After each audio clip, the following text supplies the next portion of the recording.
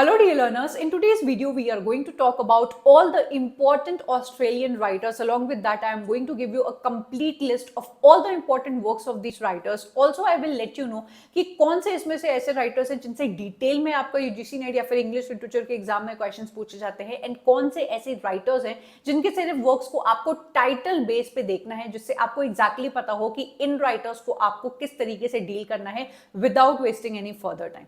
अगर हम लोग ऑस्ट्रेलियन लिटरेचर के बारे में बात कर रहे हैं तो आपको ये पता होना चाहिए कि बहुत सारे देशों की तरह ऑस्ट्रेलिया भी was one of the colonies of your Britishers and बहुत सालों तक आपके ब्रिटिश रूल के अंडर ये रहे हैं। तो आपका जो भी लिटरेचर प्रोड्यूस किया गया है आपके ऑस्ट्रेलियन एरा में वो आपके ऑस्ट्रेलिया और उसकी जो इमीडिएट कॉलोनीज थी उनके थ्रू आया हुआ आपका ऑस्ट्रेलियन लिटरेचर है। ये जो लिटरेचर होता है being a part of the post colonial literature बात करता है उन्हीं सेम थीम्स के ऊपर जिनके ऊपर मैं पहले भी बात कर चुकी हूँ मेरे पोस्ट कॉलोनियल लिटरेचर के स्टार्टिंग वीडियो में, जहाँ पे ये बात करते हैं कॉलोनियलिज्म के इफेक्ट्स के ऊपर, देन आइडेंटिटी क्राइसिस किस तरीके से ये लोग फेस करते हैं रूल करने की वजह से, इनकी जो अपनी ओरिजिनलिटी है वो पूरी तरीके से खत्म हो जाती है, किस तरीके से ये लोग स्ट्रगल करते हैं एंड रेजिस्ट करते हैं आपकी जो रूलिंग पार्टी है या फिर जो रूल इन पे कर रहा है उनके अत्याचारों के ऊपर। देन आपका कल्चरल रिप्रेजेंटेशन, अपने कल्चर को प्रिजर्व करके रखना, देन उनके कल्चर को अडेप्ट करना, ये इनकी एक मेजर थीम होती है।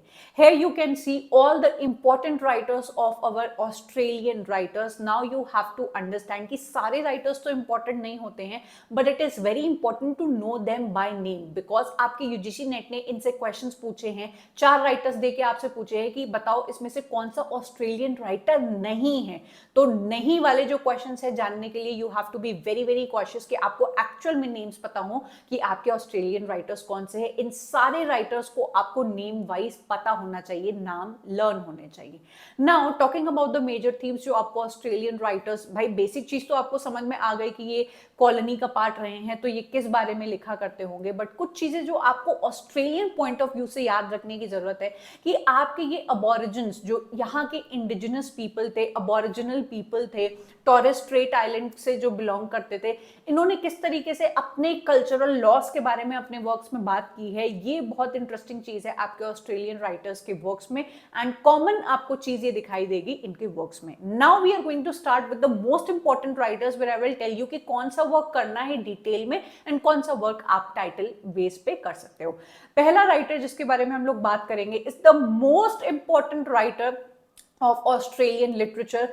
इनको हम लोग इसलिए इंपॉर्टेंट बोलते हैं because he was the first person in our Australian literature to receive a Nobel prize, जिसकी वजह से आपकी पूरी मीडिया का ध्यान चला गया था इनके ऊपर और कहा जाता है कि इन्होंने कुछ नोबेल प्राइज टैंट्रम भी थ्रो किया था। I will definitely make a very interesting short on this. इनको मिला था सबसे पहले Nobel prize in literature for his works. इन्होंने जिस तरीके से अपने Australia, Australian culture and Australian struggle को दिखाया है, he becomes a very very important writer in Australian literature. आगे आने वाले जितने भी राइटर्स हैं वो भी इनको बहुत ज्यादा आइडल मानते हैं। तो इनका जो सबसे इंपॉर्टेंट वर्क है बेटा वो है द वॉर्स। ये आपको बहुत डिटेल में करके चले जाना है। अगर आप मेरी सारी सीरीज को फॉलो कर रहे हैं तो you know the most highlighted work has to be done in detail and जितने भी वर्क आपको रेड से दिखाई दे रहे हैं उनसे आपके यूजीसी नेट में क्वेश्चंस पूछे गए हैं बट टाइटल बेस्ड या फिर आपके डिफरेंट वेज में पूछे गए हैं। वो आपको तभी पता चलेगा जब आप सेक्शन वाइज मेरे क्वेश्चंस को उठा के देखोगे या पास्ट पेपर्स को उठा के खुद से प्रैक्टिस करोगे। तो यहाँ पे happy valley, the tree of man, the solid Mandla is also very important. इनका जो वर्क है 2-3 बार इनसे रिपीटेड क्वेश्चन पूछे गए हैं तभी आपको ये हाईलाइटेड दिखाई दे रहा है। देन विवी सेक्टर से भी आपका क्वेश्चन पूछा गया है रिसेंटली।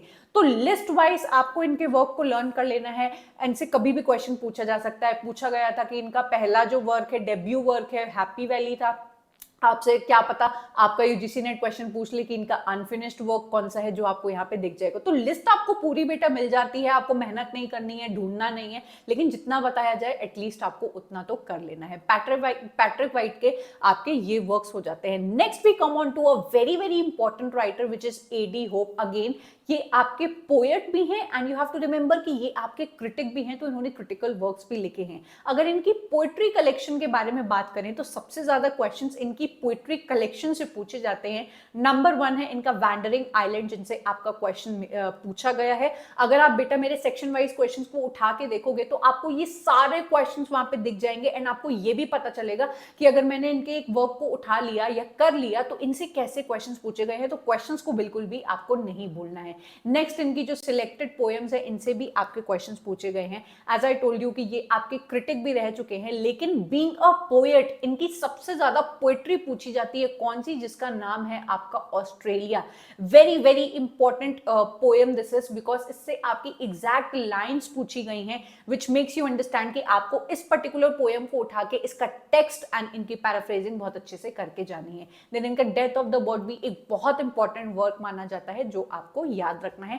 आगे आपको इनके वर्क्स की टाइटल वाइज एक बार थोड़ा सा सरसरी नजर से देख लेना, ताकि अगर कोई भी मैच द फॉलोइंग में आए तो आपको पता हो, आपसे मिस ना हो। ठीक है, आगे बढ़ेंगे, डेविड मलूफ को देखेंगे। He is also a very important writer हमारे ऑस्ट्रेलियन लिटरेचर में, जो कि एक पोएट है एंड नॉवेलिस्ट है। इनका एक वर्क बहुत ही इंपॉर्टेंटली पूछा गया है जो कि है आपका रिमेंबरिंग बेबीलोन। ठीक है, देन इनका जो ये डेब्यू नॉवल थी, it was also very important to remember, because ऐसे राइटर्स के डेब्यू नॉवल या फिर अनफिनिश्ड वर्क्स आपसे पूछे जा सकते हैं। एंड इमेजिनरी लाइफ इनका जो वर्क है वो भी रिसेंटली पूछा गया था। देन इसके अंदर जो इंपॉर्टेंट चीज पूछी गई है कि इस वर्क के अंदर ये बात करते हैं रोमन पोएट ओविड के बारे में। ये एग्जैक्ट क्वेश्चन आपके यूजीसी नेट ने उठा के पूछा है कि कौन सा आपके डेविड मलूफ का वर्क है जिसके अंदर ये हमारे रोमन पोएट ओविड की कहानी को बताते हैं, तो ये है इमेजिनरी लाइफ।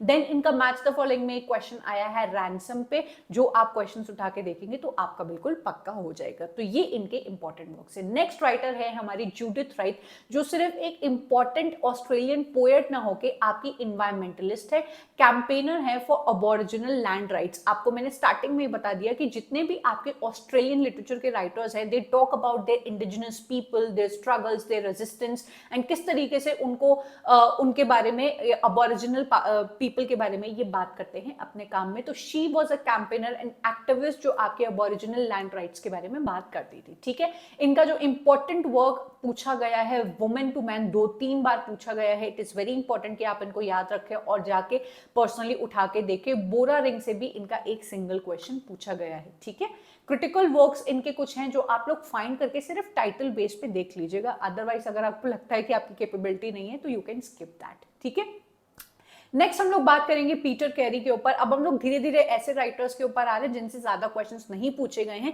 जो इंपॉर्टेंट है I will let you know कि आपसे वो मिस ना हो जाए। He is a novelist who is the winner of Booker prize twice.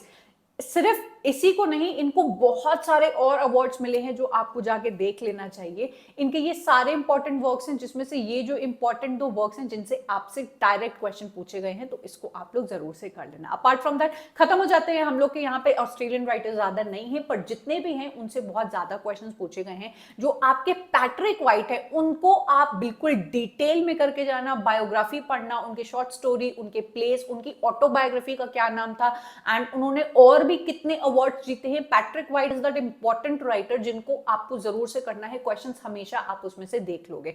Then questions की जहां पे बात आती है तो पोस्ट कॉलोनियल राइटर्स को उठा के बेटा जाके इनके क्वेश्चंस जाके लगा सकते हो। लिंक आपको डिस्क्रिप्शन में मिल जाएगा। अभी इस पर्टिकुलर पे इस पे ऑफर भी चल रहा है, तो उसको जरूर से जाके चेकआउट करो। आपके एग्जाम के इस टाइम पे रिविजन और क्वेश्चंस प्रैक्टिस के अलावा और ज्यादा किसी भी चीज की आपको नीड नहीं है। The more you practice the questions the more you will come to know कि आपके एग्जाम में क्या पूछा जा रहा है। आपका पॉइंट ऑफ व्यू बहुत ही अच्छी तरीके से फिल्टर होता जाता है। आप बेकार की चीजों पे टाइम वेस्ट नहीं करते हो and you exactly understand the language of the questions, जो इस टाइम पे आपके लिए सबसे ज्यादा इंपॉर्टेंट है। एनटीए नेट के इंटरफेस पे आपको ये क्वेश्चंस मिल जाएंगे, टाइमर मिल जाएगा आपको। हर एक अटेम्प्ट करने के बाद जो टेस्ट है एनालिसिस मिल जाती है, तो प्लीज उसको जाके चेकआउट करो। फ्री डेमो अगर आपको इसका चाहिए तो मेरे टेलीग्राम ग्रुप को ज्वाइन कर लो। वहां पे आपको इसका फ्री डेमो डेली मिलता है। मेरे सारे बच्चे उसको लगाते हैं एंड अपना पॉजिटिव फीडबैक देते हैं। So do go and check them out. हर चीज का डिटेल लिंक आपको डिस्क्रिप्शन में मिल जाएगा। So I am going to take your leave. I will meet you up next in yet another video. Comment करके बताना कि ये वीडियोस आपको कितनी हेल्प करते हैं और नेक्स्ट वीडियो आप कौन से टॉपिक पे देखना चाहोगे। आप till then bye and take care.